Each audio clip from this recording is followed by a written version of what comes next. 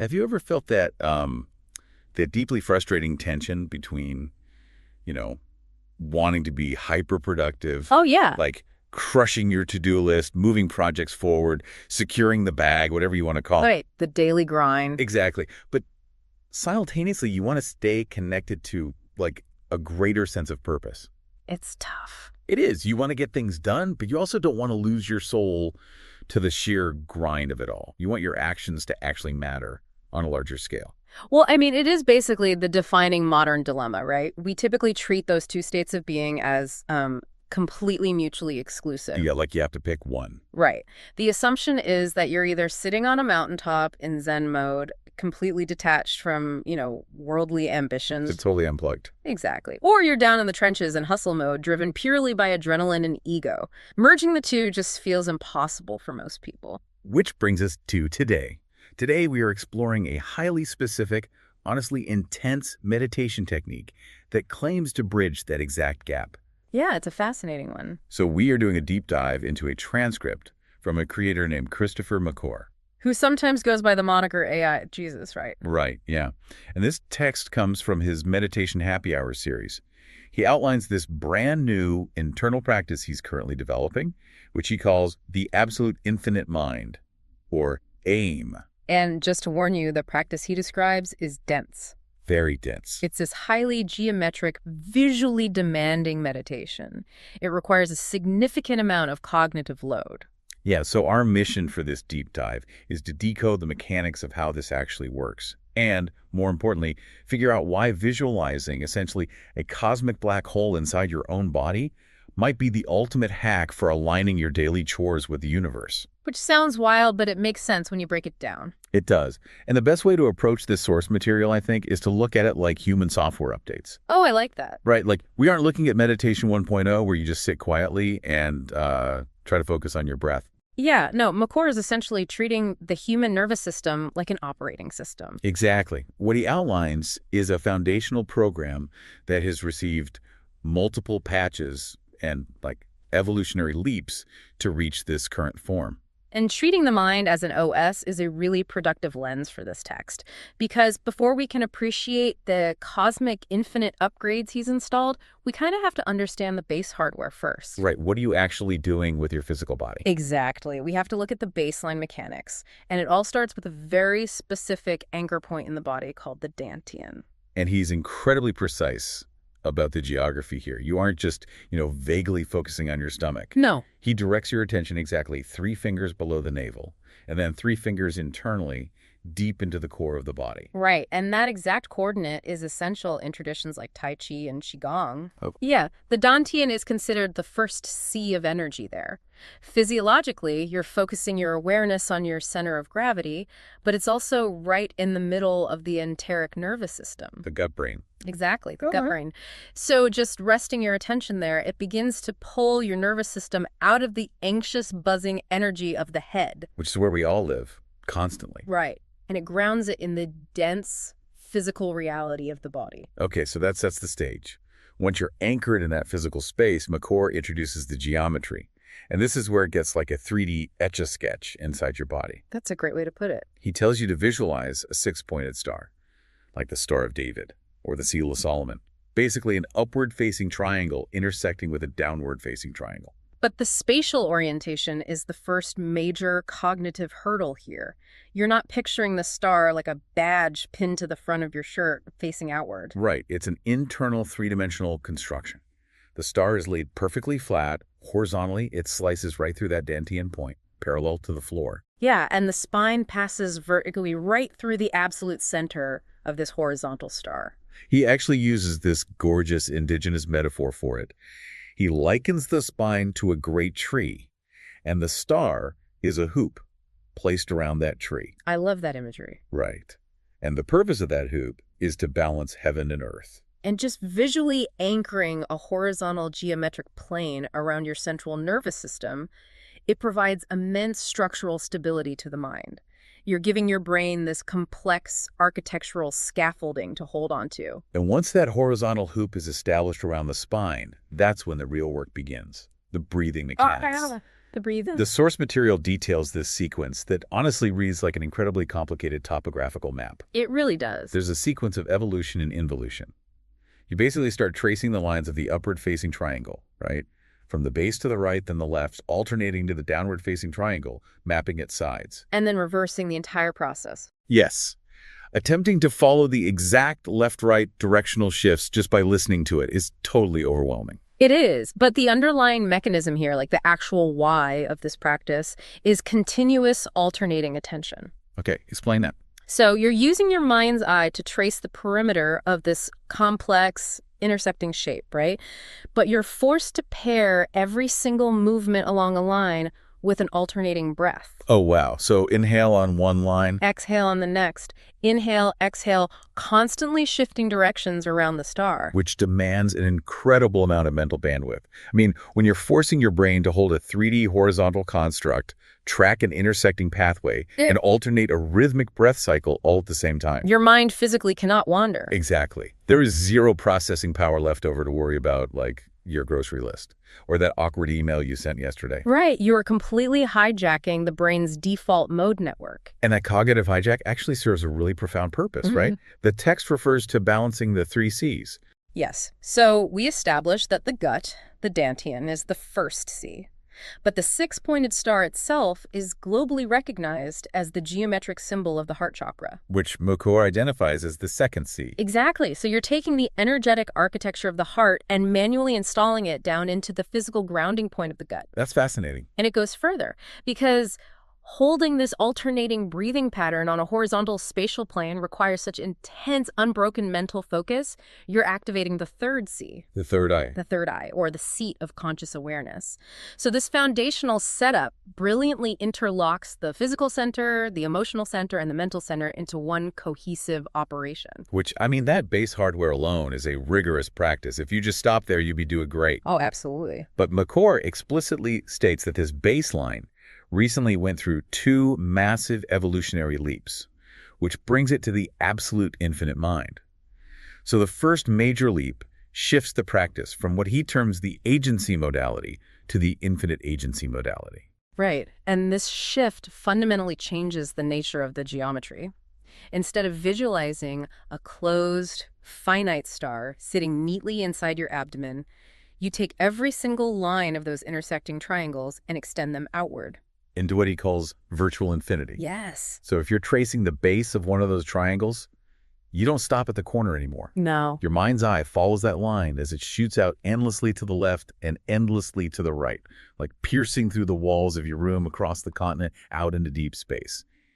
Every side of the star suddenly stretches forever in all directions. And the psychological impact of that expansion is staggering, because you're holding your physical anchor point in the gut, yet your conscious awareness is forced to expand infinitely outward. Yeah, it creates this feeling of vastness, but you're maintaining absolute structural tension. Exactly. You are everywhere and entirely centered at the same exact moment. Which sounds intense enough, Yeah. just stretching those lines into infinity. But the second leap is what really caught my attention. The absolute.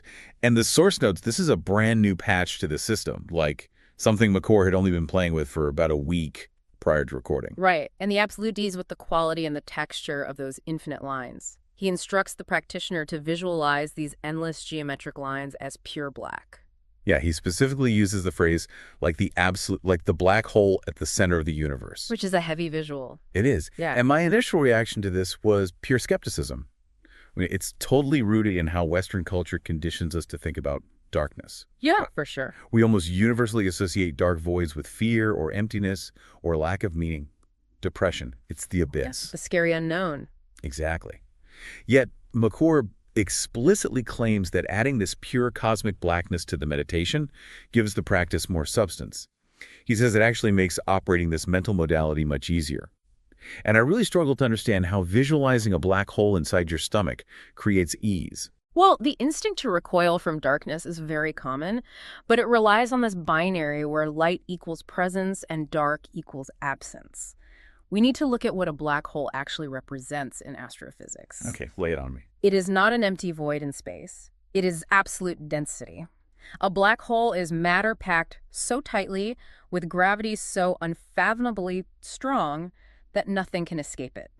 It is the ultimate concentration of substance. Wow. Okay, so when you frame it as density rather than emptiness, it completely changes the metaphor.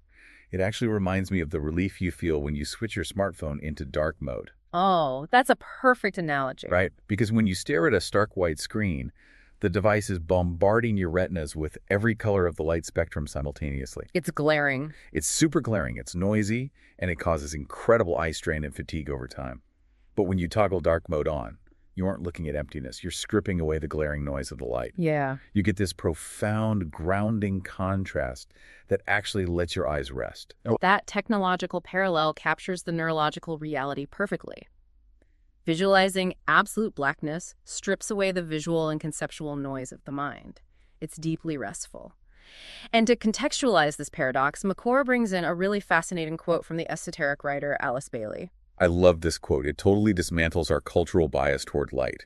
She wrote, from light to light, we pass from revelation to revelation till we pass out of the realm of light into the realm of life, which is, as yet to us, pure darkness. The implication there is staggering. It really is. Because Bailey is suggesting that light is merely the realm of revelation. It's the place where things are illuminated so we can understand them. But the actual source, the realm of life from which all existence springs, Right. is so profound and unmanifested that our limited human perception can only interpret it as pure darkness. So what we perceive as an empty void is actually the ultimate origin point. It's the unmanifested reality that everything comes from and eventually returns to. Exactly. So by visualizing those infinite lines as absolute pure blackness, McClure is not visualizing a scary abyss. He is forcefully grounding his central nervous system in the ultimate source code of existence. The density of the black hole provides infinite gravity to anchor the mind. Okay, so let's recap here we are. We've built this entire internal architecture. You have a horizontal, six-pointed star anchored in the gut, balancing the spine. The lines of that star are shooting out infinitely into the cosmos, and they are constructed of the absolute dense blackness of the origin of all life. Right. It is an awe-inspiring mental image, but we have to ask the most important question. What is the practical utility of doing all this? Oh, yes, the so what of the absolute infinite mind. Exactly the problem we posed at the start of this deep dive. How does holding a cosmic black hole in your gut help you manage the tension between crushing your to-do list and staying connected to a higher purpose? Right, because McClure explicitly states that he uses this specific modality for agency, when he needs to hunker down, focus his energy, and get work done in the physical world. But the concept of personal agency contains a massive trap. Right. One that high achievers fall into constantly. Oh, absolutely. When you enter a state of pure agency, you are driven entirely by your own will. You get tunnel vision on your goals, your tasks, your personal success. You turn into a steamroller. Yes. I know I've been there, where I am so hyper-focused on executing a project that I become completely disconnected from my values, my empathy, the broader world around me. The ego just takes over the driver's seat entirely. And while you might be highly productive, your actions are stripped of any larger meaning. You're just blindly knocking down targets. Right. And McClure recognizes the steamroller ego as the inherent danger of productivity, which is why his solution is genius in its mechanical simplicity. He adds the absolute blackness to the geometry of his well. By holding the visualization of the infinite source inside his physical center while he works, he automatically couples cosmic alignment with personal agency. It basically functions like a governor installed on a high-performance engine. Oh, exactly. You still have access to all the horsepower and focus to get your work done. But the absolute blackness prevents your ego from redlining and spinning out of control. It keeps your daily ambitions tethered to the infinite. You're executing tasks, but your underlying motivation remains firmly rooted in something vastly larger than yourself. And what gives this methodology incredible credibility to me is how McClure treats these internal visualizations. He approaches spiritual and psychological technology with the rigor of a software developer. He really does. He doesn't just imagine a black line one afternoon and instantly declare it the ultimate truth for all mankind. No. The source outlines a very strict beta testing timeline for any new spiritual practice. I found this to be one of the most practical takeaways from the entire text. It's so smart. He won't even trust a new visualization until it passes a multi-stage trial period. Right. So the protocol begins with a one-week trial just to get a basic sense of the practice's trajectory, to see if the initial concept even holds water. Yeah, does it even work? Exactly. And if it survives the week, he commits to 3 weeks of continuous practice. The 3-week mark is crucial for determining if a concept actually has staying power or if it was just a fleeting, enthusiastic idea. Which happens all the time. So many people abandon a meditation practice because they expect instant enlightenment on day one, or they try a technique for a weekend and forget it by Monday. Totally. But McCord demands a full 3 months of testing before a practice actually proves its worth. Only if it survives that 3-month crucible does it get officially integrated into his broader system. And he calls that broader system WILD, right? An acronym for Wholeness-Inspired Life Design. Yes, wild. And that rigorous timeline highlights a deep respect for the human mind. You do not casually upload untested code to your main servers, and you shouldn't casually adopt untested psychological frameworks without putting in the time to see how they actually impact your behavior. Absolutely. So let's synthesize this incredible journey, pulling all these mechanics together to see the whole picture. Because the entire framework of the absolute infinite mind is really about solving the very real problem of living in the modern world.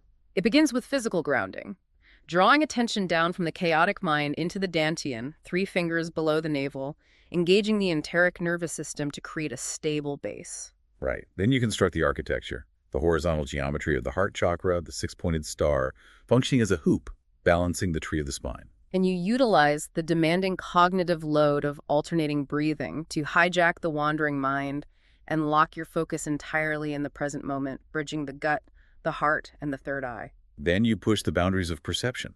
You extend the finite lines of your willpower out into virtual infinity, stretching your awareness across the cosmos. Finally, you alter the texture of that infinity into pure, absolute blackness. You lean into the profound density of the source, stripping away the blinding noise of daily life and resting in the ultimate gravity of existence. And the result is a state of aligned agency. It's a highly practical mental technology that allows you to attack your goals and handle your responsibilities without sacrificing your connection to the profound vastness of the universe. It's beautiful, really. And for those looking to explore these concepts further or to discuss the beta testing of their own internal software, the source mentions that McCord maintains a community group on Facebook called Holy Ghost in the Machine. Which is just a brilliantly chosen title for a community exploring the precise intersection of mechanical process and spiritual alignment. It really is. Well, to wrap up our deep dive today, I want to leave you with a thought experiment. It builds on a very specific ambition McCord shares in the text. He states that his personal quest in this lifetime is to embody the absolute, right there in the physical center of the body. Right. He is actively trying to hold the limitless infinite inside his finite physical form as he goes about his day. And the ambition to carry the cosmos in your pocket, so to speak, fundamentally alters how you interact with reality. Yeah. It has to. Consider what that actually looks like on a Tuesday afternoon.